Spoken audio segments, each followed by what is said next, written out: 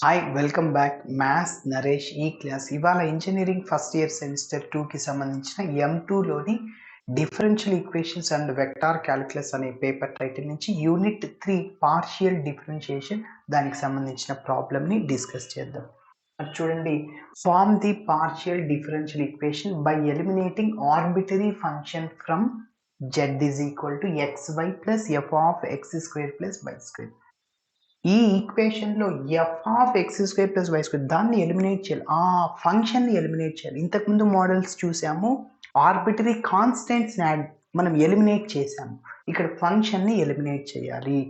Okay, మరి working rule ఏంటంటే ఇచ్చిన ఈక్వేషన్ ని నంబర్ 1 అనుకుంటాము. సో నంబర్ 1ని ఎక్స్తో పార్షియల్ డెరివేటివ్ చేస్తాం. సో అలా చేసినప్పుడు ఎఫ్ ఆఫ్ ఎక్స్ యొక్క derivative F dash of X అయిపోతుంది అనమాట. మళ్ళీ దేన్నైతే ఎక్స్ అనుకున్నాం దాన్ని ఇన్నర్ డెరివేట్ చేయాలి. ఎక్స్తో చేస్తే ఎక్స్ స్క్వేర్కి 2x, వై స్క్వేర్ దాని వాల్యూ 0 అయింది. ఇంకా లెఫ్ట్ సైడ్లో కూడా చేస్తాం, ఈ టర్మ్ కూడా చేస్తాం, రఫ్లో చెప్తున్నా ∂z/2x. అదేవిధంగా వైతో పార్షియల్ డెరివేట్ చేస్తా, F dash of X square plus why square, ఎందుకు ఎఫ్ ఆఫ్ ఎక్స్కి ఎఫ్ డాష్ ఆఫ్ ఎక్స్ అవుద్ది. మళ్ళీ వై స్క్వేర్కి డెరివేట్ 2y. సో ఈ రెండింటిని డివైడ్ చేస్తే ఆ ఫంక్షన్ ఎలిమినేట్ అయిపోతుంది. ఓకే, అదేవిధంగా చివరిలో మన ఈక్వేషన్ ఎలా ఉండాలంటే P P plus capital Q small Q is equal to R లాగా ఉండాలి. Capital P small P plus capital Q small Q is equal to R. దాన్నే లెగ్రాంజెస్ పార్షియల్ డిఫరెన్షియల్ ఈక్వేషన్ అని చెప్పచ్చు. లెగ్రాంజెస్ పార్షియల్ డిఫరెన్షియల్ ఈక్వేషన్ అని చెప్పచ్చు. ఓకేనా, మరి step by step చేద్దాము. సో అన్ని మోడల్స్ ఒకేలాగా ఉంటాయి, పార్షియల్ డెరివేటివ్ చేయడం అదొక్కటి నేర్చుకుంటే ఈజీ. ఓకే, మరి ఫస్ట్ ఇచ్చిన ఈక్వేషన్ రాస్తున్నాను. Given equation is z is equal to xy plus f of x square plus y square. So that is taking as number 1, where f is arbitrary function to be eliminated. AF అంటే arbitrary function. Okay, మరి ఇప్పుడు number 1ని ఎక్స్తో partial derivative చేయాలి. So partial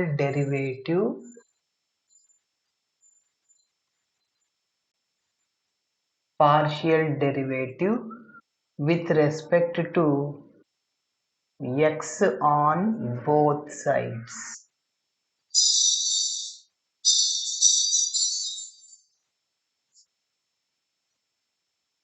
X on both sides of equation 1. 1 implies z అనేది xyలో function కాబట్టి z లో x ఉంటుంది ఈ యొక్క చాప్టర్లో, xy. సో అదేవిధంగా ∂z/∂x అంటే p రీప్లేస్ చేస్తాం, ∂z/∂y అంటే qని రీప్లేస్ చేస్తాం. ఓకే, సో zని xతో పార్షియల్ డెరివేటివ్ చేస్తే ∂z/∂x. ఎస్, ఇప్పుడు ఈ xyని మనం xతో పార్షియల్ డెరివేట్ చేస్తే xకి డెరివేటివ్ 1, పక్కన y అలానే ఉంటుంది. సో 1 × y అంటే y. Okay, plus F of X యొక్క differentiation F dash of X అవుతుంది, అంటే F dash of X square plus why square. మళ్ళీ దేన్నైతే ఎక్స్ లాగా అనుకుంటాం దాన్ని ఇన్నర్ డెరివేటివ్ చేయాలి ఇంకొకసారి. సో కాబట్టి ఇక్కడ ఎక్స్ స్క్వేర్కి డెరివేటివ్ 2x అయిపోతుంది, వై స్క్వేర్కి డెరివేటివ్ 0. సరే, సో ఇప్పుడు ఈ చాప్టర్లో మనం ఏం చేయాలంటే ∂z/∂x ప్లేస్లో pని రీప్లేస్ చేయాలి. So p is equal to y plus 2x into F dash of X square plus why square. ఈ వైని లెఫ్ట్ సైడ్కి తీసుకెళ్ళండి. p minus y is equal to, okay, so దీనికి ఒక నంబర్ ఇచ్చేస్తున్నాను, నంబర్ 2. అదేవిధంగా నంబర్ 1ని వైతో పార్షియల్ డెరివేటివ్ చేస్తున్నాం. So partial derivative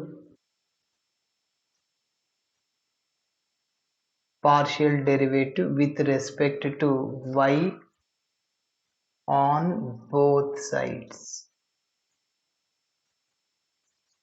of equation 1.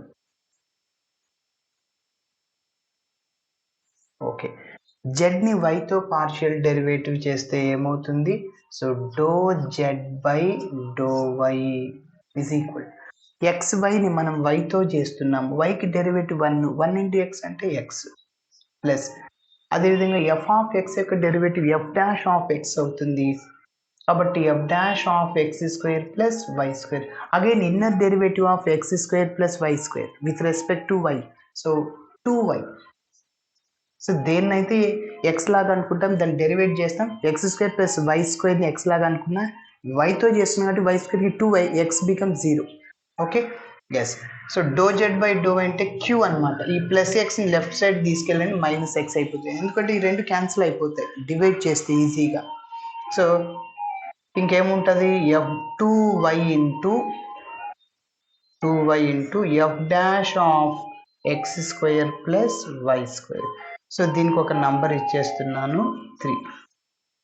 ఇప్పుడు మనం ఏం చేయాలి, ఈ ఫంక్షన్ ఎలిమినేట్ అవ్వాలంటే 2/3 చేస్తాను. ఓకే సో 2 డివైడెడ్ బై 3 ఎలా అంటే నంబర్ 2లో లెఫ్ట్ హ్యాండ్ సైడ్ని రాయండి first p minus why.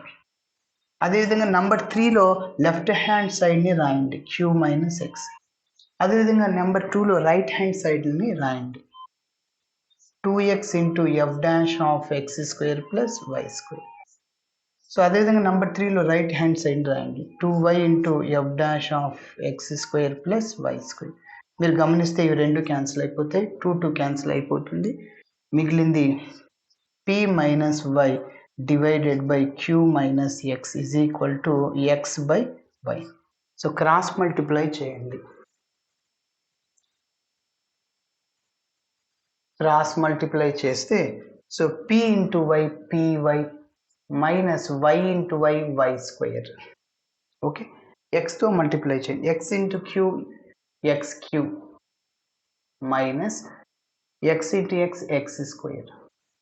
Okay so ఇప్పుడు నేనేం చెప్పాను p p plus QQ is equal r లాగా అంటే p అంటే ఇదే. So y into small p అనేది ఈ టర్మ్ ఇటు సైడ్ తీసుకెళ్ళండి మైనస్ అవుద్ది క్యూ అంటే క్యాపిటల్ క్యూ అంటే మైనస్ ఎక్స్.